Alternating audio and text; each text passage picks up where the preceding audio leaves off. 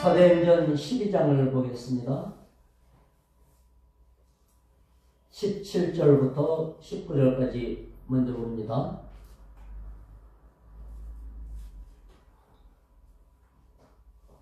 (12장) 17절로부터 19절까지 시작. 베드로가 그들에게 손짓하여 조용하게 하고 주께서 자기를 이끌어 옥에서 나오게 하던 일을 말하고 또 야고보와 형제들에게 이 말을 전하라 하고 떠나 다른 곳으로 가니라. 날이 새매 군인들은 베드로가 어떻게 되었는지 알지 못하여 적지 않게 소동하니 헤롯이 그를 찾아도 보지 못하며 파석꾼들을 신문하고 죽이라 명하니라. 헤롯이 유대를 떠나 가이사라로 내려가서 머무니라. 아멘. 이제 기도응답의 기쁨을 교회는 누렸고 하나님은 교만한 자에게 심판을 행하시는데요. 믿는 자에게 주시는 하나님의 은총의 풍성함은 모든 결박과 속박으로부터의 풀려주신 자유함입니다. 오늘도 여러분에게 영육간의 자유함과 하나님의 좋으신 은혜 가운데 그야말로 곱비 풀린 송아지처럼 또는 외양간에서 나와 기뻐 뛰는 송아지처럼 마음껏 영이 노는, 영이 기뻐하는 그런 날 되기 바랍니다. 믿음은 기도할 때 의심하지 말라 그랬죠. 응답을 믿는 것이 믿음이다. 성도들은 베드로의 석방을 위해서 모여서 간절하게 기도했습니다. 헤롯이 죽이기로 작정한 일을 알기 때문에 성도들은 밤새 철야 기도했습니다. 그렇지만은 하나님이 설마 그렇게 빨리 응답하시리라 이렇게 생각은 못했던 것 같아요. 그러니까 기도를 했다 하는 것은 의지하고 소원을 아뢰는 것이고 나름 믿음이 있는 거죠. 기도했다는 건 아예 믿음이 없으면 기도도 안 할 건데. 그렇지만 응답이 그렇게 빨리 될 것이다 라는 믿음까지는 없었어요. 베드로가 대문 밖에서 계속 문을 두드렸죠. 로데라고 하는 계집아이가 나가서 누구냐고, 문도 안 열어주고 누구냐고, 베드로라고. 그래서 믿을 수 없었던 로데가 결국은 베드로를 보고 이 소리를 듣고 쫓아 들어가서 베드로가 왔다. 아니 문이나 열어주지. 그냥 얼마나 놀랐던지. 그러니까 같이 기도했던 기도 멤버 아니겠어요? 사람들한테 말하니까 아무도 안 믿었어요. 진짜라고 말하니까 그 천사가 왔나 보다 이렇게 안 믿었어요. 결국 베드로를 만났죠. 다 놀라지 않았겠습니까? 베드로는 간단하게 옥에서 나오게 된 그 기적의 응답을 간증을 합니다. 하나님께서 이렇게 천사를 보내어서 나를 이만이만 풀어주셨다. 그렇게 하고 그곳을 떠나죠. 자기 안전도 있지만 성도들의 안전도 있기 때문에 그래요. 당국자들은 베드로를 찾다가 없으면 수색할 거 아닙니까? 그리고 예루살렘 교회가 그들의 표적이 돼 있을 수도 있기 때문에 베드로는 성도들의 안전을 위해서라도 거기에 머물 수 없었고 자기 안전 때문이라도 이제 그곳으로부터 다른 곳으로 사라지게 됩니다. 이로써 영적인 면에서 사명의 면에서 유대인의 사도 베드로의 사역이 이제 10장까지 고넬료 구원이죠. 이방 문 여는 거 거기까지 역할을 합니다. 그리고는 이제 성경에서 사라졌다가 갈라디아서 2장에 잠깐 나오고는 베드로는 더 이상 성경에 등장하지 않습니다. 전도자 베드로는 이제는 어디로 갔는지 하나님이 나를 쓰시는데 나중에 보면 로마에 갔다 이런 전해져 오는 이야기가 있어요. 로마 복음 전하고서 거기에서 이제 순교당한 걸로 거꾸로 십자가에 매달려 순교당한 걸로 나옵니다. 이후부터서는 사도행전의 주인공으로 바울이 등장을 하죠. 오늘 그 분기점에서 우리가 이 장면을 봅니다. 베드로는 마지막까지 기도응답에 대해서 보여주고 있습니다. 자, 이제 베드로는 이 모든 것들에 대해서 야고보에게 문안을 전하고 떠나게 됩니다. 야고보는 예수님의 동생 야고보죠. 여기 보면 헤롯이 이제 베드로가 없어진 걸 알게 되죠. 내일 사형하기로 한 베드로를 찾았을 거 아닙니까? 왜냐하면 그 밤이니까 헤롯이 밤에 베드로가 없어진 거를 보고 같지는 않은 것 같아요. 그리고 그 이튿날 베드로를 죽일 날이 돼서 끌고 나와라 이렇게 됐던 것 같습니다. 없어진 거예요. 여기 신문하고서 부하들을 오히려 죽이지요. 기도응답이 교회에는 기쁨이었고 위기의 극복이었습니다. 그러나 대적들에게는 패배였고 분노였죠. 심지어 애꿎은 사람의 그 희생이 이게 나타납니다. 어쨌거나 누가 됐건 죽은 자도 그렇고 죽인 자도 그렇고 하나님 앞에 주의 복음을 이렇게 가로막은 그런 역할을 한 사람들입니다. 우리는 오직 하나님의 영광을 사모하고 주의 사명을 따라 살기로 결단할 때 하나님께서 문제를 해결하시고 기도응답에 기쁨을 주실 줄로 믿습니다. 자, 나머지 부분을 보겠습니다. 마지막 부분 23절로부터 25절까지 읽겠습니다. 시작. 헤롯이 영광을 하나님께로 돌리지 아니하므로 주의 사자가 곧 친히 벌레에게 먹혀 죽으니라. 하나님의 말씀은 흥왕하여 더하더라. 바나바와 사울이 부주하는 일을 마치고 마가라 하는 요한을 데리고 예루살렘에서 돌아오니라. 헤롯이 두로와 시돈을 관할했는데 이방이죠. 두로와 시돈은 농토가 없었기 때문에 양식을 이스라엘에 의지를 했어요. 그런데 헤롯이 그들을 심히 노여워했다. 성경에는 그 이유가 기록되지 않았습니다만 요세포스 역사학자 당시의 역사를 기록한 분이죠. 그 기록에 의하면 공물을 제대로 바치지 않았다 이렇게 기록을 했어요. 그러니까 헤롯이 그걸 따지러 이제 쫓아간 겁니다.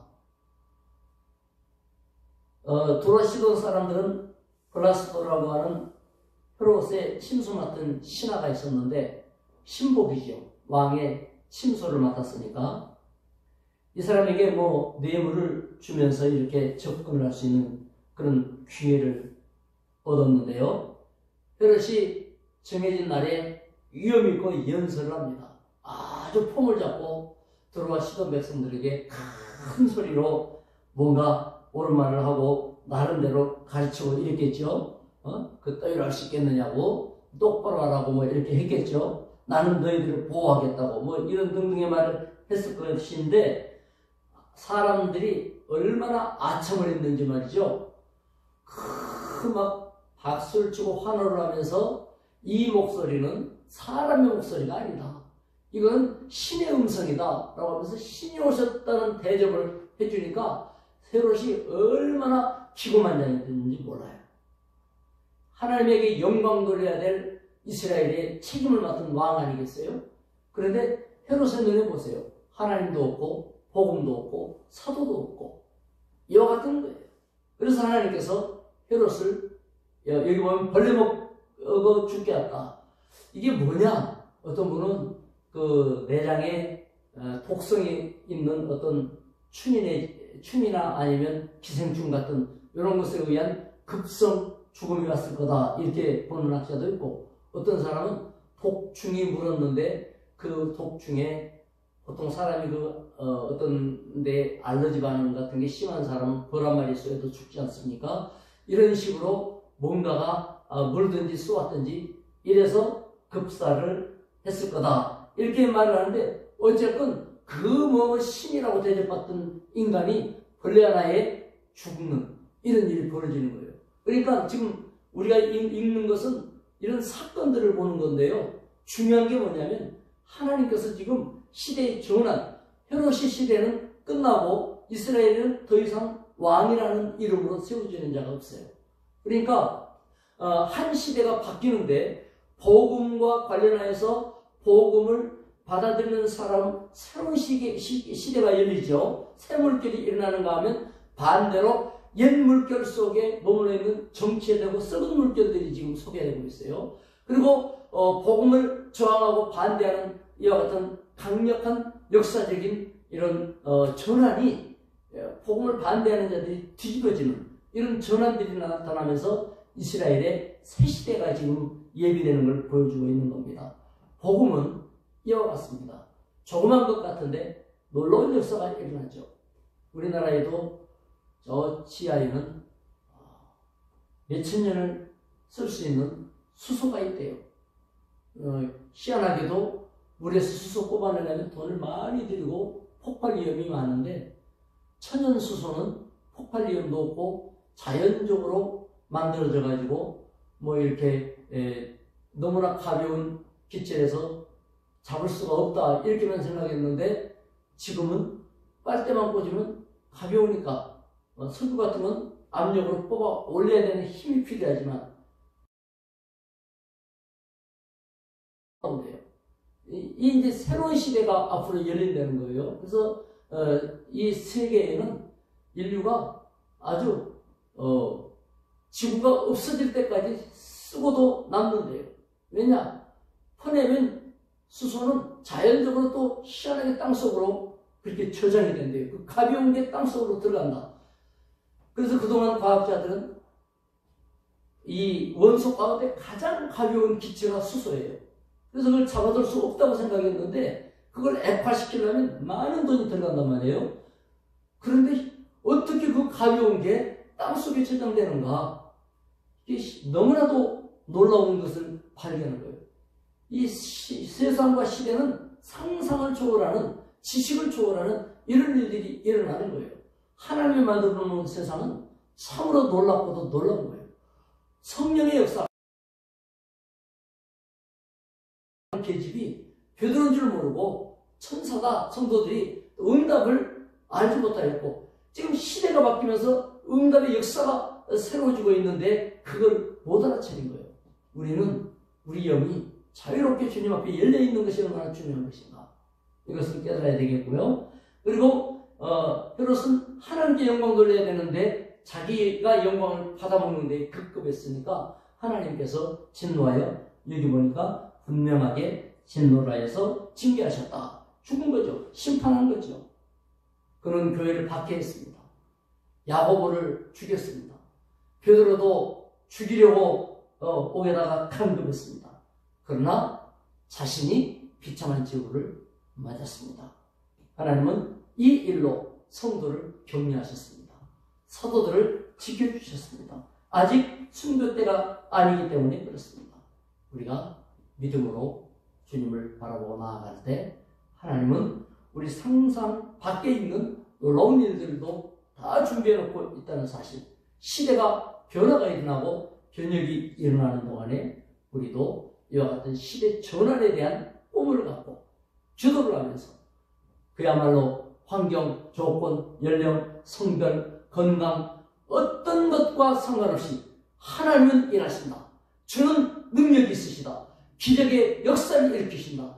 응답할 때 반드시 놀라운 증인들로 우리를 들어 쓰신다. 하나님은 시대의 전환을 이루시고 생의 수레바퀴를 돌리신다고 그랬어요. 하나님이 돌려주시는 수레바퀴 속에서 삶의 놀라운 역사가 오늘 또 여러분의 눈에 드러나는 복된 날 되시기를 주의 이름으로 축원합니다. 기도하겠습니다. 하나님 아버지 감사합니다. 지도자가 붙들림으로 성도는 절망 가운데 기도하고 하나님께 간구하였습니다. 우리 하나님께서 직접 나서서 새 시대의 문을 열으시는데 베드로를 들어쓰시고 예루살렘 교회를 통하여 세계의 문을 열기 시작했습니다. 주여, 우리가 한 시대의 전환이 일어나는 것을 주의 손에서 보게 하여 주옵소서.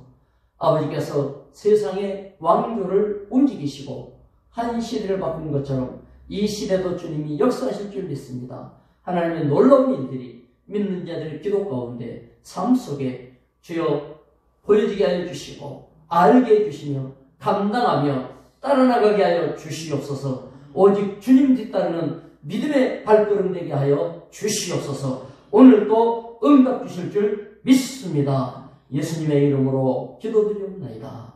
아멘. 각자 기도하시기 바랍니다.